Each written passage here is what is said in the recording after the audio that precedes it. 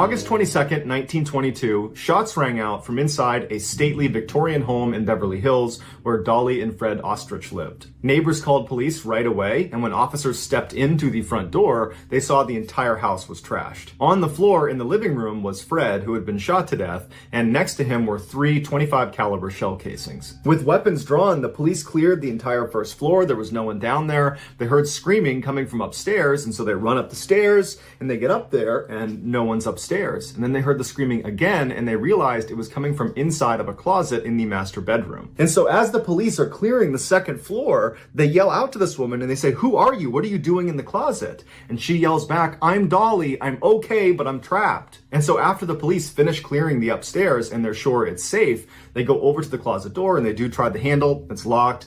They ask her, "Do you know where the key is?" And she says no. And so before they start trying to break the door down, they did a quick search of the upstairs to see if maybe they could find the key to the closet. And sure enough, across the hall in another bedroom, they found it on the ground. And so they took the key back, they opened the door up, and out came Dolly. She was okay, but obviously very frantic and panicked. And they asked her, what happened? And she told them a very abrupt and chaotic story. She said she had been hanging clothes inside of this big walk-in closet, and her back was to the door when she heard a fight break out on the first floor. And before she could even turn around to go investigate, she said the closet door was swinging shut, and then she heard it lock from the outside, and she didn't get to see who it was that shut the door. The whole thing was a bit of a head scratcher for police, because they're thinking, okay, well, was it one person that attacked Fred downstairs and then ran upstairs and shut and locked the door immediately afterwards before Dolly could come out and see? Or was there 2 people, one person downstairs attacking and one person upstairs shutting and locking the door? Or was it more than 2 people? And despite the house being totally ransacked and there being lots of valuable stuff in their house, Dolly said the only thing she could tell was missing was the diamond-encrusted wristwatch that Fred always wore. It was not on his wrist when they discovered his body. And why, detectives wondered, were these burglars or this burglar carrying a .25 caliber weapon? Something that small was more likely to be found in a woman's purse than in a home invasion. When police spoke to neighbors, they were quick to say Fred and Dolly fought all the time, and earlier that night they had gotten into a really bad one. But as much as police wanted to point the finger at Dolly, it was just impossible for her to have committed this crime, because how could she have murdered Fred and then ran upstairs and locked herself in the closet from the outside and then also somehow deposited that key across the hall in another room? It just didn't make any sense. But since the police had little else to go on, they dug into the new widow's past. Dolly was born in Germany in 1880, and following a move to Milwaukee, Wisconsin just before the turn of the century, she married Fred, who was 3 years older than her. Fred was driven and successful, but he was also a raging alcoholic and prone to violence. And so as Fred built up his textile empire, opening up factory after factory all across the Midwest, their marriage grew strained. He was mean and she was lonely. When they moved from Milwaukee to Southern California in 1918, their new neighbors immediately were aware of the fact that Dolly and Fred fought loudly and often, and they frequently bickered in public. Police looked high and low to see if Dolly had maybe taken a lover, but no one had ever seen her with anyone but Fred. And so while they might be miserable, they seemed to be faithful. And so try as they might, the police could find no clues that suggested anything darker or more dangerous than a petty and meaningless marriage. The case hung open, and suspicion continued to trail Dolly, even though it was physically impossible for her to have committed the crime. Now free from her unhappy marriage, Dolly moved into a new home in Los Angeles, and she took up with her estate lawyer, Herman Shapiro, who was handling her husband's $1 million estate. But just like her late husband, her new boyfriend, Shapiro, worked long hours, and he was not around much, so she was lonely all over again. So she went out and got another boyfriend, a guy by the name of Roy Klum, and she began seeing the men at the same time. A year after Fred's death, Captain Herman Klein of the Beverly Hills Police Department dropped by Dolly's estate lawyer/boyfriend's office. Detectives were still suspicious of Dolly, even though the case still made no sense. And so Captain Klein goes into Shapiro's office, and wouldn't you know it, sitting on the desk is this beautiful diamond-encrusted wristwatch that looks an awful lot like the watch Dolly claimed was the one thing stolen from her house on the night of her husband's murder. When the captain asked Shapiro how he got this watch, Shapiro told him that Dolly had given it to him as a gift, but I know where you're going with this because I thought the same thing too. I know about the missing diamond watch on the night of the murder. I asked Dolly Dolly about it when she gave it to me, and she told me that that was actually a mistake. The watch was never missing, and she later on found it tucked underneath a sofa cushion in the living room. The captain was not buying this, and so as soon as he left Shapiro's office, he immediately confronted Dolly about the watch, and Dolly said, you know what, that's right. I did find the watch, but I didn't think it was that important, so I didn't tell you guys. The captain couldn't believe what he was hearing. And shortly after, the newspapers found out about this new twist in this totally bizarre case, and they went wild with it, putting all the heat back on Dolly. Spooked by the headlines, Dolly's second boyfriend, Roy Klum, came forward to the police and said, I have a confession to make. Dolly made me hide one of her .25 caliber pistols, and I threw it in the La Brea tar pits. And then before police could even go get that gun, one of Dolly's neighbors came forward and said, yeah, I got a confession to make. Dolly asked me to get rid of a .25 caliber pistol, and I buried it in my backyard. So police went out and recovered both weapons, but they were so badly rusted, they couldn't confirm if they were in fact the murder weapons. And Dolly had an excuse. When the police confronted her with these guns, she said, oh yeah, those old things, I've had those in the house for years, but given the circumstances of my husband's death, just felt a little awkward keeping them around the house, so I had some friends get rid of them. The police were not buying this, and so in July of 1923, they arrested Dolly for killing Fred. But despite these new developments, the facts of the case had not changed. It was still physically impossible for Dolly to have committed this crime. She was locked in the closet from the outside. And so with Dolly in jail awaiting trial, investigators tirelessly hacked into her story to try to find holes in it, but they had no success. And so after every theory that might connect her to the crime was ultimately discarded, they had to drop the murder charges and Dolly was released. 7 years went by and the crime was largely forgotten about. And then in 1930, Dolly and her estate lawyer boyfriend Shapiro, they broke up.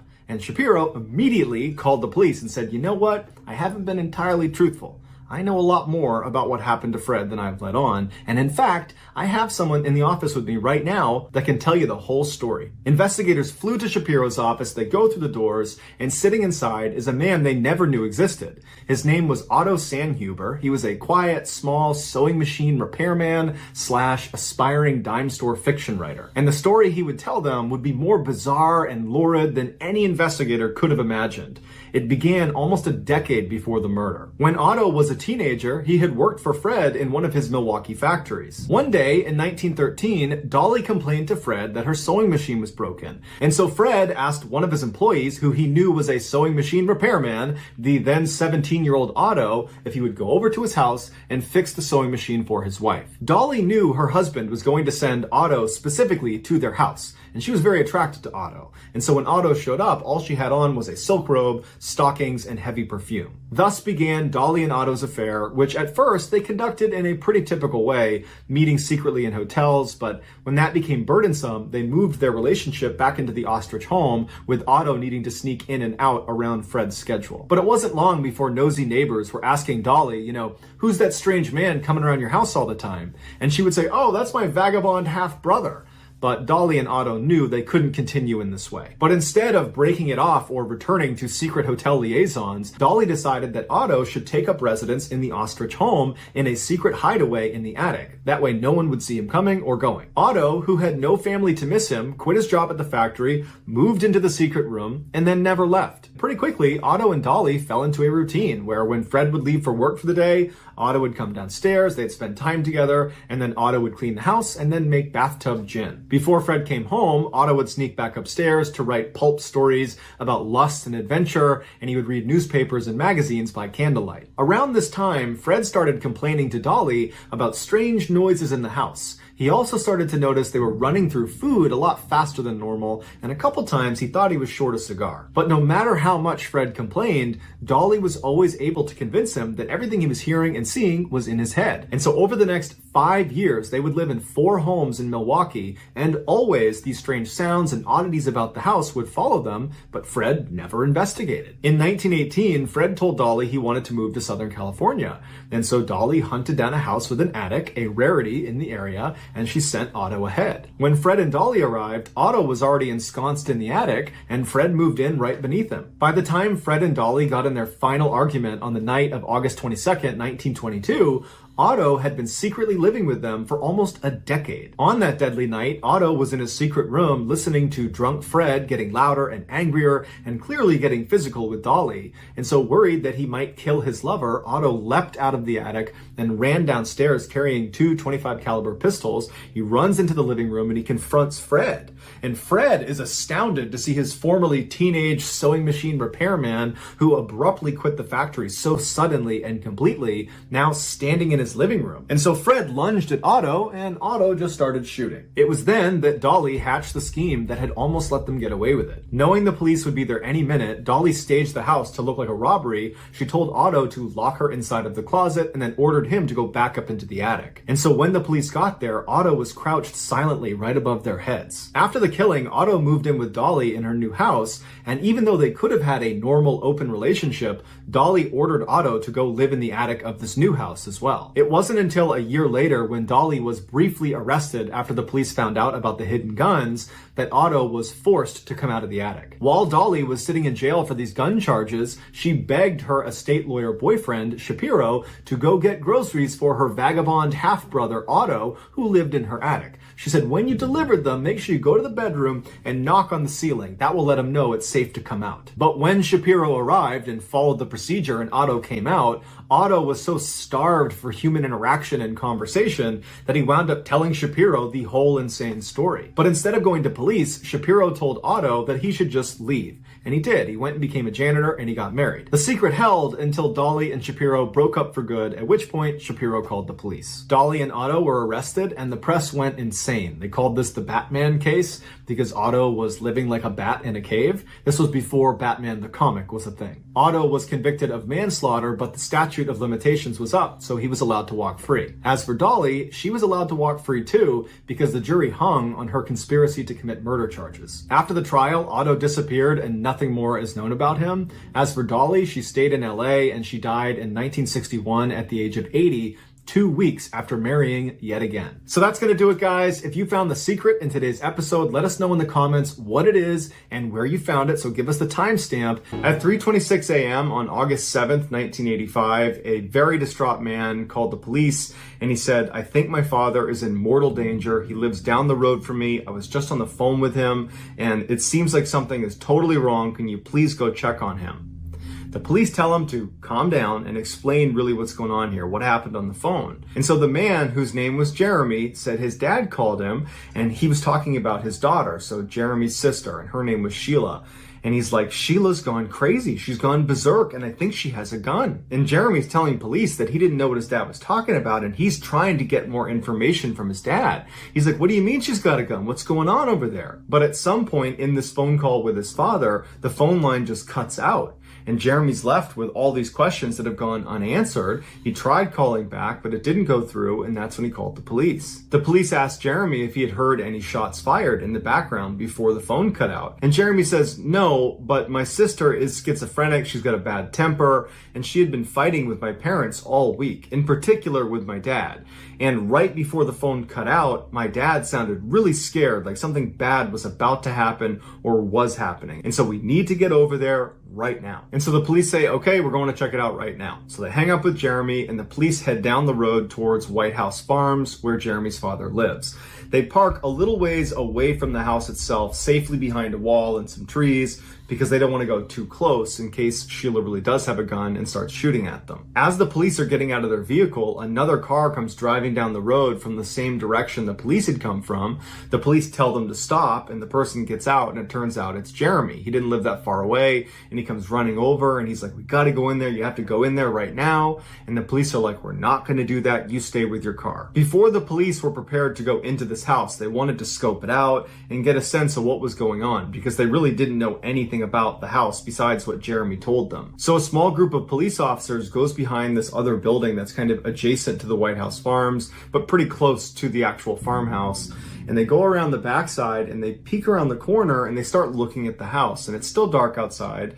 And there's a couple of lights on inside the house and there's no movement, there's no sound, and they're just staring at it. And then one of the officers notices movement, or what he thinks is movement, up in the second floor. And the group of them back up behind the building. They didn't want to be seen. They were worried if Sheila saw them, it would trigger her to harm the other people in the house or harm herself. So they back up away from this building, making sure to stay out of sight of that second floor window and really out of sight of any of the windows on this farmhouse. And they go back to the intersection where the police cars are and where Jeremy is, and they decide they're going to take the diplomatic approach. And so they call in a negotiator who, with a bullhorn, goes up behind that little building, and they start calling out to Sheila, trying to get her to peacefully put her weapon down and come outside. But there's no sound in the house, there's no more movement in the house as far as anyone can tell, and this turns into a multi-hour long standoff where no one comes out of the house, no one goes into the house, and then the sun comes up and the police are starting to get frustrated. And so they eventually call the negotiator back and they say, okay, we're going to need to make entry. A small group of police assaulters began making their way up towards the farmhouse. They get up to the door, it's locked. They try the other door, it's locked. All the windows are locked. And so they bring up a sledgehammer, smash on the front door, and they make entry into this hallway. They immediately make a right. And they're getting ready to confront Sheila wherever she is, but they don't see her. They go all the way down this hallway and it opens up into the kitchen. And hunched over the stove is a man who's clearly deceased, who winds up being Jeremy's father. He had been shot to death and he's laying in the kitchen. So they find him, they scan the rest of the kitchen, and they look all around the first floor and there's no one else down there. And this whole time they're not hearing any other noises in the house. It's totally silent. They make their way upstairs, and as soon as they get to the top of the stairs, they go right into the first room on the right, and laying on the bed is a deceased older woman who's also been shot to death, and that would wind up being Jeremy's mother. Laying on the ground next to the bed was a woman who appeared to be in her late 20s, who would wind up being Jeremy's sister, so Sheila, the one who had gone berserk apparently according to the father. She's laying on the ground and she has a rifle that's over her chest and the barrel is pointed up towards her head, and she has a gunshot wound that's going in underneath her chin, and so she's deceased as well. The police leave that room, they go across the hall into another bedroom, and when they go inside they find two more bodies that are both laying in their beds. They were 6-year-old twins. They were Sheila's sons. They had both been shot to death as well. After that, there was nobody else in the house, so all of the family has been wiped out. Very quickly, this case was labeled a clear-cut murder-suicide perpetrated by Sheila. She had a history of mental illness. She had apparently gone berserk that night, and she had a gun. Everything fit. And so the police were ready to just write this off as a murder-suicide, especially with the amount of media attention this case got. There was a lot of pressure to just solve this case and move on. And so murder-suicide became the answer, and they were not looking for any other answer. But there was one detective that was not willing to accept that this was clearly a murder-suicide, and he had a couple reasons for it. The first thing he noticed, because he was there when the bodies were discovered, was Sheila was carrying a rifle that had a 10-round magazine, and Sheila did not have any pockets on the clothes she had on when they found her. That's important because she fired 25 shots. So that required 2 reloads, except the ammunition to this gun was downstairs, and a lot of the shooting happened upstairs. So after her first volley of fire on the second floor, where presumably you have at least a couple people that are still totally alive, she had to walk downstairs, reload the gun, come back upstairs, do her second volley of fire, go back downstairs, reload that second time, and then she finishes her course of fire. And it made him wonder, why didn't anybody try to stop her while she was doing the reload? Because it required going all the way down, getting the rounds, jamming them into the magazine, putting it into the gun, and then going back upstairs. That's a lot of time that other people could have potentially tried to stop her, or at a minimum just tried to escape. But it was like everybody just laid in bed. It was like they didn't know what was happening despite so many rounds being fired very close to them. Stan also found out Sheila did not have extensive weapons training, and so she wouldn't be natural at reloading a weapon. And so for her to go down and reload twice and not chip any of her nails, she had long painted nails, that seemed like a bit of a stretch, because that requires pretty coordinated movements. And for her to never have done that before and just to be able to easily reload, that seems like a stretch too. Stan also figured out there was a window that had a faulty latch on it, that if you pulled lightly on it, it would stay locked. But if you pulled hard and kind of jostled it around, it could open and it could shut, which means the house was not secure when they got there, even though they thought it was. And that was a big part of their whole, this is a murder-suicide, because Sheila locked all the doors and windows before she committed this crime. But if any of those doors or windows were open, it kind of leaves open the opportunity for someone else to have gotten in there and gotten out before the police. But the biggest discovery by far that puts all the others to shame is something Stan found under the stairs inside the house.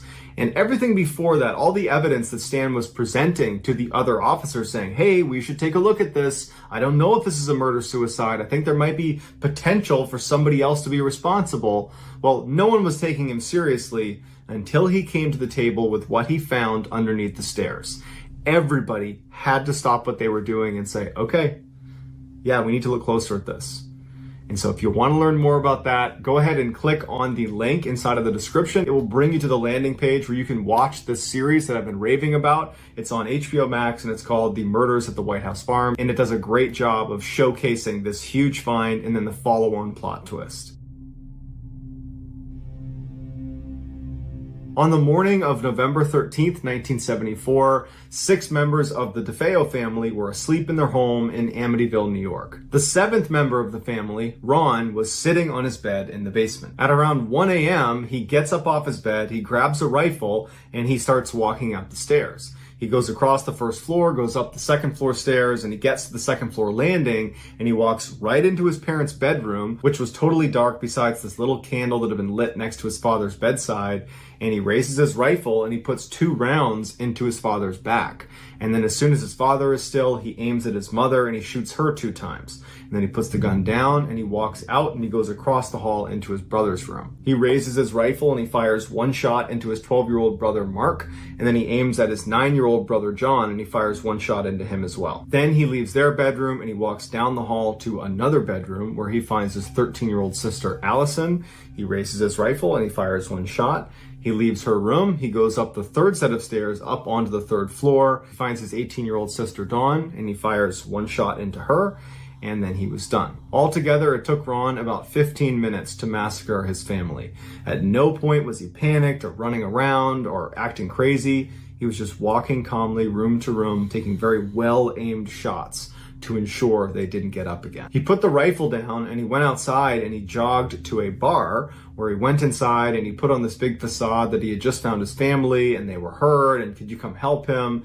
And when they got to the house, he refused to go inside, but the people from the bar went inside and they discovered this horrible scene. And when the police show up, Ron goes over to them and he actually confesses and says, I killed my family. Even though the DeFeo family had a reputation for being very dysfunctional, it was Ron who had the worst reputation. He was known around Amityville for heavy drug use, for being a total alcoholic, and for getting really aggressive and confrontational with people. He was just a guy no one wanted to be around. And so when news got out in Amityville that this horrible thing has happened, and it looks like Ron is the one who did it, no one was really that shocked. But when details of the crime scene, specifically the way the bodies were positioned, made people wonder, is there more to this case that we don't know about? All of the DeFeo family members had been found lying face down in their beds, and none of them showed any signs of putting up a struggle against their attacker, which led investigators initially to think that they must have been sedated, that Ron must have drugged them somehow before he carried out this attack. But when the toxicology reports came back, no one in the family had any substance in their system. At first, the police did not think that was a very big deal. They figured, you know what? The family just must not have heard the different gunshots. He wasn't shooting lots of rounds. It was, 1 single round here, 1 single round here, that perhaps they just didn't hear it, and that's why no one tried to escape. But it turns out the rifle Ron was using, the .35 caliber Marlin, is one of the loudest rifles you can own. And in fact, investigators went out and did a test with it, and they fired it indoors, and you could easily hear it a mile away. And so investigators said, well, then it looks like they must have heard these gunshots, but for some reason didn't get out of their beds. They didn't try to fight back in any way. They just kind of took it. And then you have the weirdness of Ron's confession. On the night of the attack, when Ron is sitting on his bed and he can't sleep and everybody else is asleep upstairs, he starts hearing a voice in his head that's saying, catch them, kill them. and he thinks he's just losing his mind. But then out of the shadows, straight across from him, from underneath the steps in the basement, this shadowy figure emerges and starts walking towards him, and he can see what looks like its mouth moving and saying the words, "Catch them! Kill them!" And Ron's looking up at it as this figure walks all the way up to him and bends down and gets right next to his ear. And he says right into his ear, "Catch them! Kill them!" And then Ron said involuntarily he reached over to the rifle that was on the bed with him, and he stood up and he began walking towards the steps. And he knew what was going to happen. He was going to go kill his family, and he didn't want to do it. But he felt like he didn't have any more control over his body, and that's when he realized he was being possessed by this demon in the basement. While Ron's confession terrified everybody in Amityville, the idea that there was a demon living in the basement of this house that possessed someone to go kill their family, I mean, that terrified everybody, but it didn't hold up in court, and ultimately Ron was sent to jail for life. 1 year after the attacks, another family, the Lutz family, moved into the house in Amityville. But they left 28 days later because they were hearing voices coming from the basement. After hearing about the mass murder that occurred in the house, and now the Lutz family saying that there's something in the basement, world-renowned demonologists Ed and Lorraine Warren, they descend on the property, and very quickly Ed and Lorraine say, yes, this house is definitely haunted. And in fact, to this day, the Amityville house is considered one of the most haunted places in the entire world. But while Ed and Lorraine were there, they took a very famous picture. Lorraine was walking around the second floor near where the brothers' room was, and she was snapping pictures. And the only people in the house at the time these pictures were being taken were her and her husband, Ed. And here is the picture that she took on the second floor. She claims this boy standing on the left side of the picture is the ghost of John DeFeo. Today, the house still stands, and it's been bought and sold a number of times over the years because apparently no one likes to live in this house for a very long time.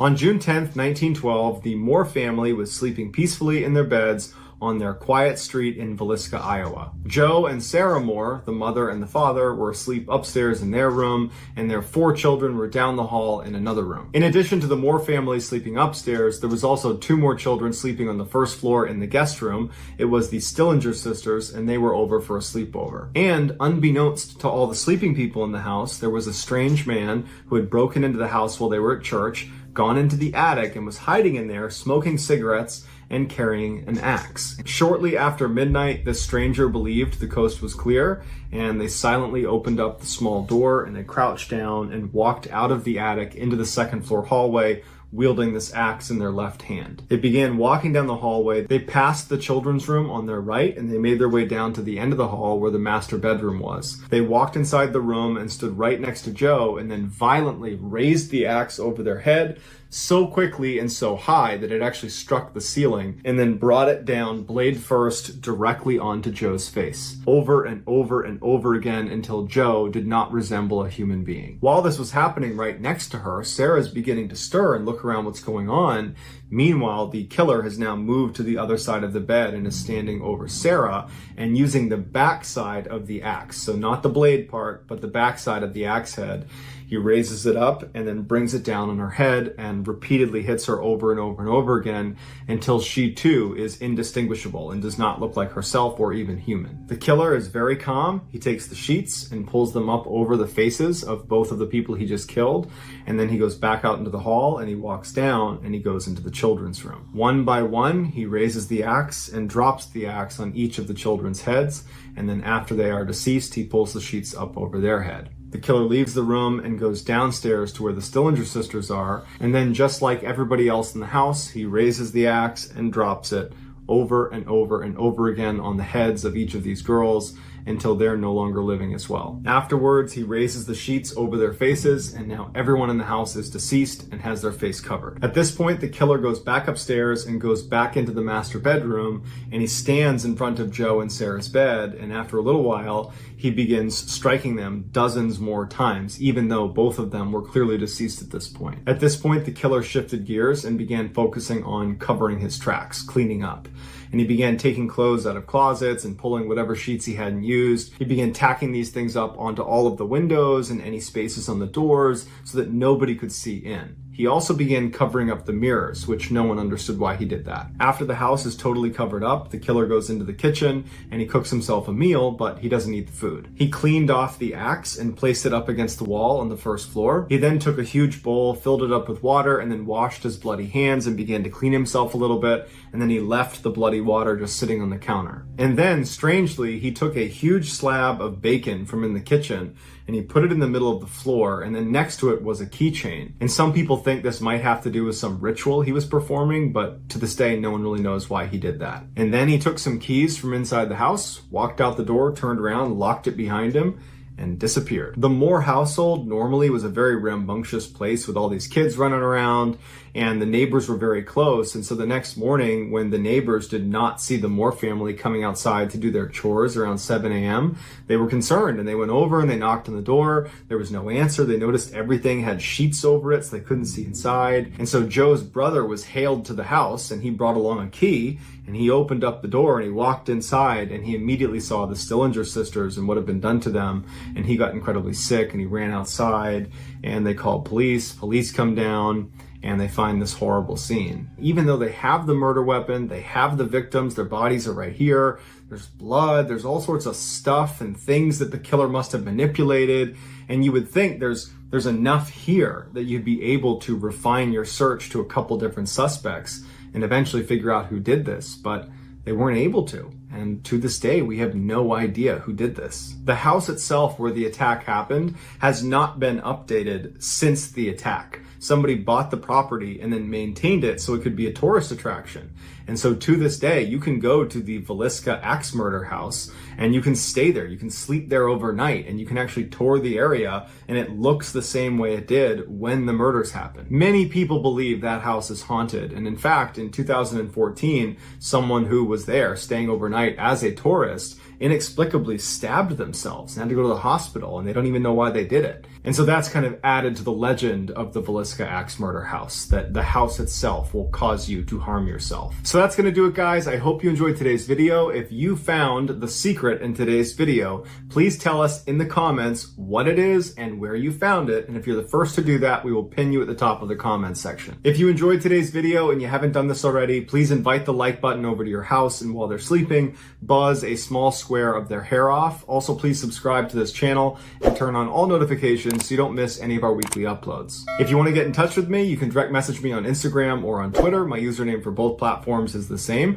It's JohnBallen416. I also have a ton of content over on TikTok where my username is MrBallen. If you have a story suggestion, please submit it to our subreddit just called There Is Nothing Quite as Satisfying as a True Story that's mysterious and interesting, it sucked you in, that has a killer plot twist, a killer reveal.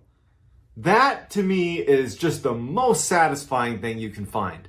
I am a complete story addict, and so I go looking for these stories. I go literally searching for real-life stories with real-life plot twists.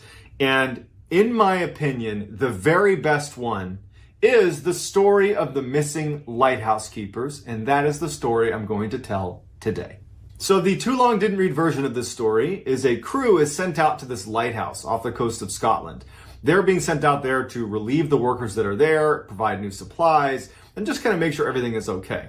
When they get out there, nothing is okay. The 3 lighthouse keepers are missing. The island and the lighthouse are kind of in disarray. And then they find the lighthouse keeper's logbook, which, needless to say, is very strange. It has some entries in it that don't really add up. And then when you combine those entries with what some people had to say on the mainland that were watching the island, it really doesn't add up. So it creates this really epic plot twist, It's absolutely worth watching to the end, I promise. So let's get there. Off the coast of northwestern Scotland lies a stretch of 7 small islands. It's called the Felony Isles. One of those isles is called Eilean Mor, and on Eilean Mor is a lighthouse, and that's where our story is going to be centered. But before we get into the story, Eilean Mor has some odd history to it. It's long been regarded as a place that's paranormal. In fact, on the island, basically the only people that inhabit it are the lighthouse keepers. Usually there's 3 or 4 of them, and sheep. And so sheep herders often go out to that island, and they're the ones that report hearing strange sounds and just feeling like they're being watched. It's a creepy place. And in fact, anybody that visits the island that isn't a sheep herder or a lighthouse keeper, even if they've never heard of the history of Eilean Mor, oftentimes report a very odd sense of being watched, of just not feeling right on that island. And so Eilean Mor really had developed a reputation as being a pretty creepy place. So in addition to just the strange aura around the island that basically anyone who went there reported, anybody that went to the Church of St. Flannan is its name, they reported feeling like they were being drawn to pray, that there was this overwhelming sense that you should be praying as soon as you walk into the church. And in fact, the draw was so strong, like getting on your knees and praying, that they developed this strange ritual that when you got to the island, it was customary that before you went in, you immediately dropped to your knees and crawled around the church on your knees before making your way inside and continuing to pray. So just a strange place with strange rituals. That's the scene that is set for this true life, very strange mystery. In December of 1900, a steamboat was passing by the Felony Isles, and as they rounded their way past Eilean Mor, they noticed that the light was out. The lighthouse was not operational. And so when that steamboat finally got to port 3 days later, they told authorities that, hey, Eilean Mor is not operational. You should go check on them.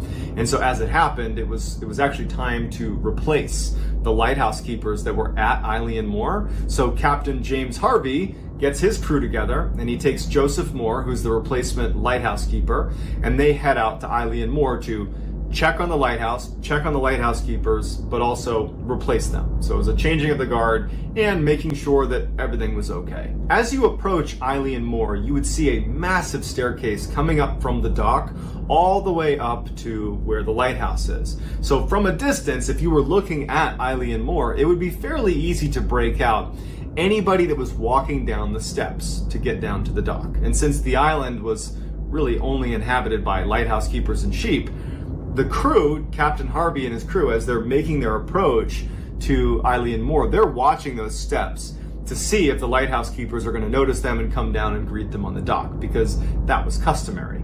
You always are at the dock ready to assist the crew as they come into Eilean Mor. That was just the way it was done. And so as they're making their approach, they're watching these steps, looking for signs that the keepers are coming down, because on some level, the crew that's going out to replace them, on the back of their head, they're a little bit nervous that something's wrong. I mean, they know that the lighthouse was not operational, and that's part of the reason they're going out. So they're kind of like actively watching those steps. They're looking for signs that they're coming down to the dock. And as they get closer and closer, they don't see anybody come down the steps. They don't see anyone on the dock. And even worse, no preparations were made for the next crew to come into the dock. That was something that all lighthouse keepers did. They kept that dock, up to codes that if any time someone came in, they could properly dock and make their way up. So no preparations are made. No one is coming down to greet them. So the omen is pretty bad. And so Captain Harvey and his crew, they dock on the dock, and the captain and his crew say, hey, to Joseph Moore, you go up and just do a cursory examination of the island. Make sure these guys are okay. We'll stay down here for a minute. You go check. So Joseph Moore gets out, and he starts walking up this massive set of stairs where he can't see the lighthouse. He can only see the steps. It's pretty steep. And later he would say that he had this deep sense of just foreboding, like something bad is about to happen. He felt very stressed out as he's walking up these stairs. And as he makes his way up, he finally kind of crests to where he can actually start to break out the top of the island, where you can see the lighthouse and you can see, where they were staying. And the first thing he notices is the steel railings that line this massive staircase up to the island. Near near the lighthouse itself, the steel railings had been bent over. Like, imagine if it was made out of tinfoil. They had been folded onto themselves. Like, pretty significant damage to, steel railings. And so he makes note of that. And he also notices that this big boulder that just, I don't think it was decorative, it just was on the island, and so they built around it. There's this huge boulder that just was right in front of the lighthouse, and it had been that way for, years and years. It had moved significantly, and you could actually see a trail underneath the boulder where it had rolled across the grass. So Joseph Moore, the replacement lighthouse keeper, is thinking to himself, my God, this is straight out of the storm of the century. Like, clearly the worst storm ever has hit this island. No wonder their lighthouse was non-operational, because they were hit with like the worst storm ever. And so that's his initial assessment. He goes up to the door. The door is unlocked, but shut. And he opens it up. First thing he does is he yells for the lighthouse keepers that are supposed to be there. They don't call back. There's apparently no one in the lighthouse. Before he even starts moving through the lighthouse, he looks on his right and he sees all the hooks where they would have kept their clothes. And one hook still is holding an oilskin jacket. And anytime you would leave the lighthouse, especially if you were leaving the island for some reason, there is no reason in the world you would not be wearing that jacket. So it's another kind of bad sign. It means that if they're not here, if the 3 lighthouse keepers are not inside of this lighthouse, why aren't all 3 oilskins gone with them? It's another sign that something terrible has happened. He looks into the kitchen, and on the kitchen table is plates of meat. There is, pickles that have just been pulled out of a jar, and a couple of the chairs have been upturned. And he also noticed that the mechanical clocks had stopped. And so he's thinking to himself, okay, something happened where they left in a hurry, because they toppled over chairs, they left food on the table, someone forgot their jacket.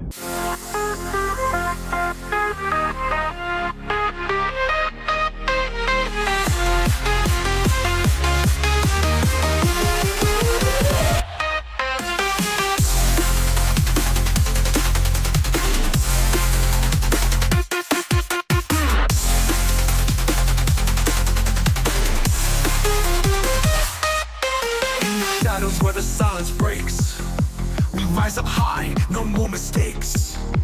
Heartbeats sync with the city sound. In the dark, that's where we're found.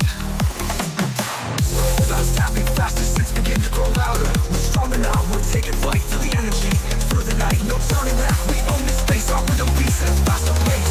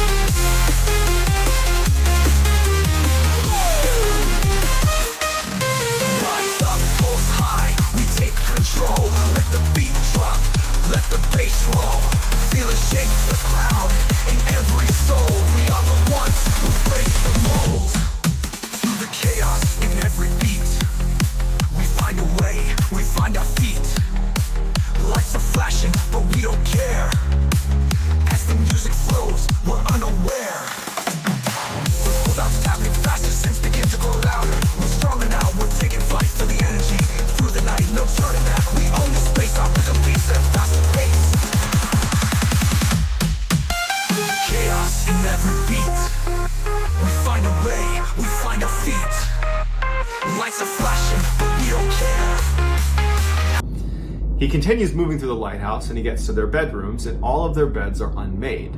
Again, it was kind of customary that you would never leave the lighthouse unmade. You would make your bed because someone else could be coming in to relieve you.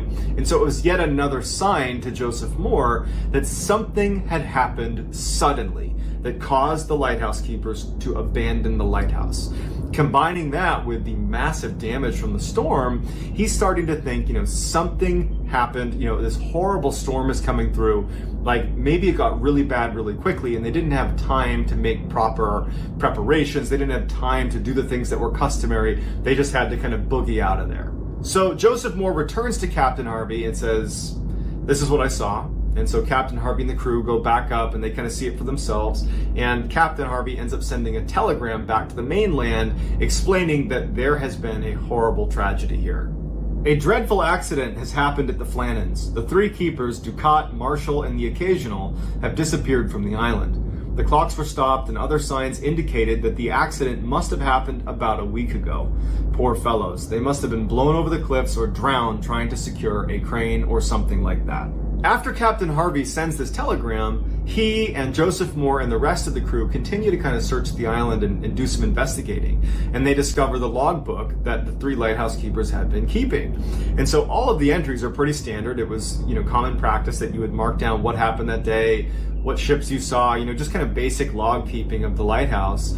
But they start getting really interesting on December 12th. On December 12th, the leader of the 3 lighthouse keepers noted that severe winds, the likes of which he had never seen before, he's been doing this for decades, are passing through the island. And he's acting pretty worried about whether or not the lighthouse will be able to withstand this storm. He also noted that the other 2 lighthouse keepers were not doing well. He said one of them had been basically just praying nonstop. The other had been doing a bit of crying. Now, the man he's describing that is crying over the intensity of the storm was known on the mainland as one of the toughest, saltiest men on the planet, who had weathered dozens of hurricanes out on islands all by himself.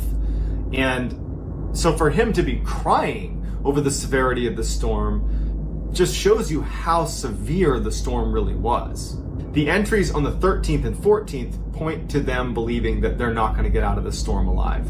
At this point, all 3 of them are just praying nonstop and are kind of anticipating at some point they're just going to get swept off the island. Then on December 15th, it just says, "Storm ended, sea is calm, God is over all." So Robert Moorhead, who is one of the leaders of the investigation, said that basically on December 15th, after that final entry was made, they must have gone down to the dock to secure some of the supplies and just kind of make sure that it wasn't totally damaged from all of the storm, and a rogue wave from this storm must have swept them away. When word got to the Scottish mainland about what had happened to these lighthouse keepers, the people that sat on the coast facing Eilean Moor, they were really confused, because whenever there's a storm out at Eilean Moor, they can see it because the island's not that far off the coast and they can see the storm. But over the past few days, namely December 12th to the 15th, which was the time period those log entries were made about the storm passing through, the people on the mainland of Scotland said that not only was there no storm, but in fact, the visibility onto Eilean Moor was better than it had been in years. They saw parts of the island that were only visible in perfect circumstances, meaning there was never any storm. So what the heck happened to those lighthouse keepers? What were those log entries about? Why were they drawn to tears? How did the railings get flipped over and the boulder get moved aside? Where did they go? In the years following their disappearance, other keepers were sent out to man that lighthouse, and all of them reported hearing someone yelling the names of the 3 lighthouse keepers that went missing. So pretty creepy stuff, and unfortunately, it's still very much an unsolved mystery, despite the official statement by Robert Moorhead. And so I'd love to hear in the comments what you think might have happened to the lighthouse keepers, and what could possibly explain that there wasn't a storm, but in the journal they said it was the worst storm ever, and there's physical damage done to the island. How do we reconcile that? Either someone's not telling the truth or something just doesn't add up. And I'd love to hear what you have to say in the comments. So if you haven't already, please like this video and hit subscribe. And if you want to get in touch with me, you can message me on Instagram. My handle is JohnBallen416. Thank you all so much, and I'll talk to you soon.